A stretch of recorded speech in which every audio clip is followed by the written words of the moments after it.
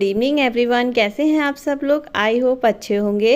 Welcome to study with Sumita. मैं आपको बता दूं आज का हमारा टॉपिक क्या है। वह है राजपूत राजवंशों की उत्पत्ति, जो कि हम लुसेंट जीके की जो 2024 की न्यू बुक है उसकी हम रीडिंग कर रहे हैं चैप्टर वाइज। और अब तक मैंने जितने भी वीडियो डाले हैं वह हमारे प्राचीन इतिहास से संबंधित हैं, जिसका ये आज लास्ट टॉपिक है। कल से हम दूसरा मध्यकालीन भारत स्टार्ट करेंगे। लुसेंट जी के अपने आप में एक बहुत ही महत्वपूर्ण बुक है। आप किसी भी परीक्षा की अगर तैयारी कर रहे हैं तो आप इस बुक की जो मैंने रीडिंग कराई है उससे अपने नोट्स तैयार कर सकते हैं और अपनी तैयारी खुद से कर सकते हैं, क्योंकि लुसेंट से जो है बहुत सारे क्वेश्चंस आपको परीक्षा में आते हैं। तो चलिए स्टार्ट करते हैं। तो राजपूत राजवंशों की उत्पत्ति में सबसे पहला है हमारा गुर्जर प्रतिहार वंश। मालवा का शासक नागभट्ट प्रथम गुर्जर प्रतिहार वंश का संस्थापक था। ठीक है, नागभट्ट सेकंड को राष्ट्रकूट सम्राट गोविंद थर्ड ने हराया था। प्रतिहार वंश का सर्वाधिक शक्तिशाली व प्रतापी राजा कौन था? वह मिहिर भोज था, जिसने अपनी राजधानी कन्नौज में बनाई थी और वह विष्णु भक्त था। उसने विष्णु के सम्मान में आदि बारहा की उपाधि प्राप्त की थी। ठीक है, ये याद रख लीजिएगा। राजशेखर प्रतिहार शासक महेंद्रपाल के दरबार में रहते थे। इस वंश का अंतिम राजा जो था यशपाल था। किसका? गुर्जर प्रतिहार वंश का अंतिम राजा कौन था? यशपाल था, जो कि 1036 ईस्वी तक इसका शासन रहा था। फिर दिल्ली नगर की स्थापना जो है तोमर नरेश अनंगपाल ने 11वीं सदी के मध्य में की थी। उसके बाद में दूसरा नया वंश आया आपका गहड़बाल, यानी कि राठौर राजवंश। गहड़बाल वंश का संस्थापक कौन था? चंद्रदेव था और इसकी राजधानी वाराणसी थी। इस वंश का सबसे अधिक शक्तिशाली राजा गोविंद चंद्र था। इसका मंत्री जो है लक्ष्मीधर शास्त्रों का प्रकांड पंडित था, जिसने कृत्य कल्पतरु नामक ग्रंथ लिखा था। गोविंद चंद्र की एक रानी कुमार देवी ने सारनाथ में धर्मचक्र जिन विहार बनवाई थी। पृथ्वीराज थर्ड ने स्वयंवर से जयचंद की पुत्री संयोगिता का अपहरण कर लिया था। इस वंश का अंतिम शासक जो था वह जयचंद था। ने 1194 ईस्वी के चंद्रावर युद्ध में जो था मार डाला था। इसके बाद में आता है चहमान, यानी कि चौहान वंश। चौहान वंश का संस्थापक वासुदेव था। इस वंश की प्रारंभिक राजधानी अचिंत थी। बाद में अजयराज द्वितीय ने अजमेर नगर की स्थापना की थी और उसे राजधानी बनाया था। इस वंश का सबसे शक्तिशाली राजा अर्णोराज के पुत्र विग्रहराज चतुर्थ बीसल देव हुए थे, जिसने हरिकेली नामक संस्कृत नाटक की रचना की थी। सोमदेव विग्रहराज फोर्थ के राजकवि थे। इन्होंने ललित विग्रहराज नामक नाटक लिखा था। ठीक है, अढ़ाई दिन का झोपड़ा, ये कई बार क्वेश्चन में पूछा भी गया है, नामक मस्जिद शुरू में विग्रहराज फोर्थ द्वारा निर्मित एक विद्यालय था। पृथ्वीराज थर्ड इस वंश का अंतिम शासक था, जो चंद्रवरदायी पृथ्वीराज तृतीय का राजकवि था, जिसकी रचना पृथ्वीराज रासो है। ये भी क्वेश्चन में कई बार आया है, इस टॉपिक को भी आप याद रखिएगा। रणथंभौर के जैन मंदिर का शिखर पृथ्वीराज थर्ड ने ही बना। फिर आपके जो है तराईमान का प्रथम युद्ध जो है 1191 में हुआ था, जिसमें पृथ्वीराज तृतीय की विजय एवं गौरी की हार हुई थी। तराइन के द्वितीय युद्ध जो है 1192 ईस्वी में हुआ था, जिसने गौरी की विजय पर पृथ्वीराज तृतीय की हार हुई थी। ठीक है, चलिए आगे बढ़ते हैं। फिर आता है आपका परमार वंश। ठीक है, तो परमार वंश का संस्थापक कौन था? वो भूपेंद्रराज था, जिसकी राजधानी धारा नगरी थी, जो कि प्राचीन राजधानी इसकी उज्जैन थी। परमार वंश का सर्वाधिक शक्तिशाली राजा भोज था। राजा भोज ने भोपाल के दक्षिण में भोजपुर नामक झील का निर्माण करवाया था। नैषधीय चरित्र के लेखक श्रीहर्ष और प्रबंध चिंतामणि के लेखक मेरुतुंग थे। राजा भोज ने चिकित्सा, गणित एवं व्याकरण पर अनेक ग्रंथ लिखे, जिसमें भोजकृत, युक्ति, कल्पतरु में वास्तुशास्त्र के साथ साथ विविध वैज्ञानिक यंत्रों और उनके उपयोग का उल्लेख मिलता है।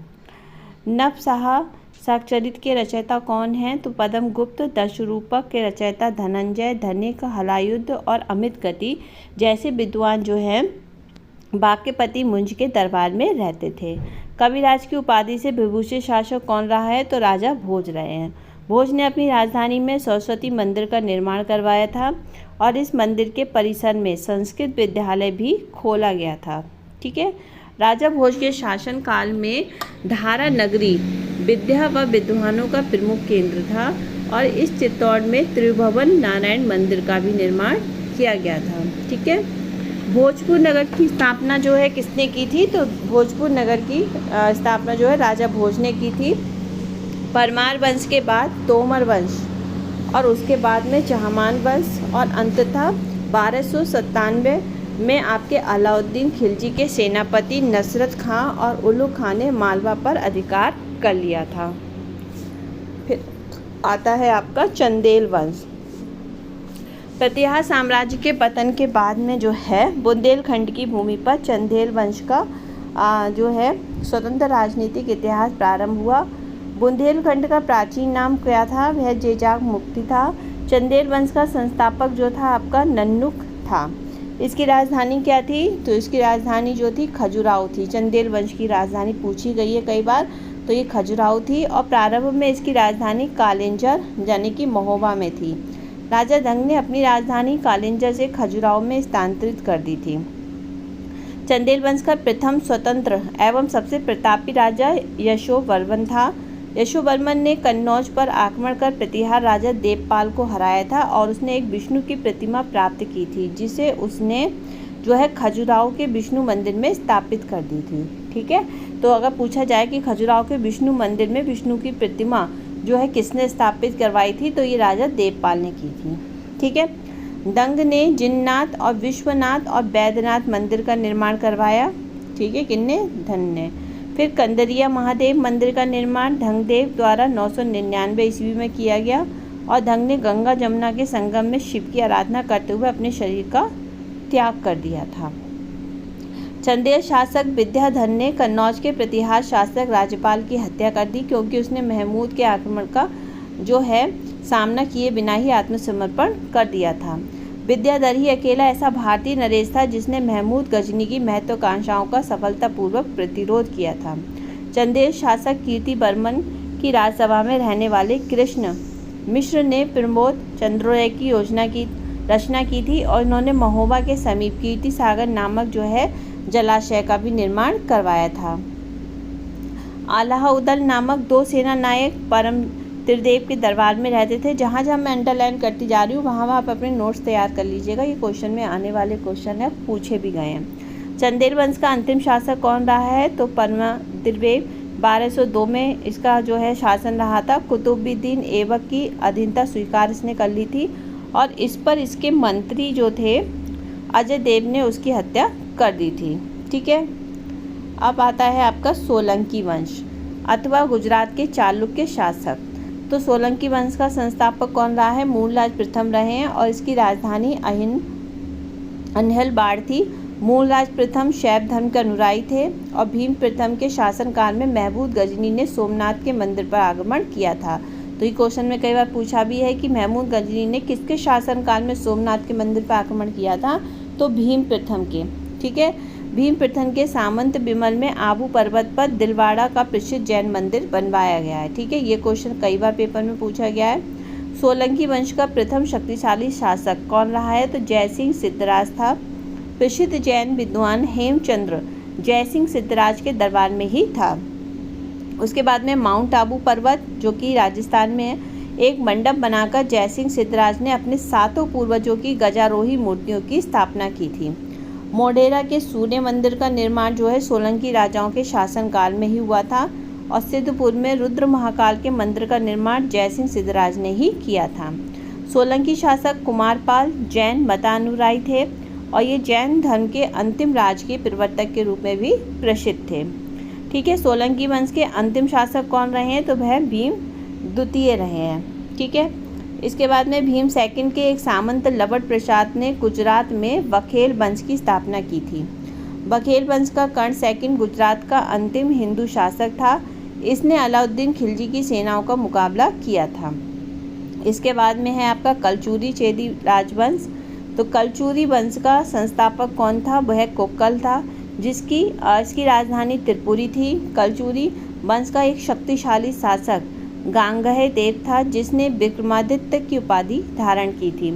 पूर्व मध्यकाल में स्वर्ण सिक्कों के विलुप्त हो जाने के पश्चात इन्होंने सर्वप्रथम इसे प्रारंभ करवाया था। ठीक है, सबसे पहले जो था आपका, जब आपने पढ़ा था ना समुद्रगुप्त के काल में जो है स्वर्ण के सिक्के चले थे, उसके बाद में वे धीरे धीरे लुप्त हो गए, फिर दोबारा से जो स्टार्ट हुए हैं वो इनके काल में हुए थे। ठीक है, तो कलचुरी वंश का सबसे महान शासक कौन रहा है? तो वह कर्णदेव था, जिसने कलिंग पर विजय प्राप्त कर त्रिकलिंगा आधिपति की उपाधि धारण की थी। प्रसिद्ध कवि राजशेखर कलचुरी के दरबार में ही रहते थे।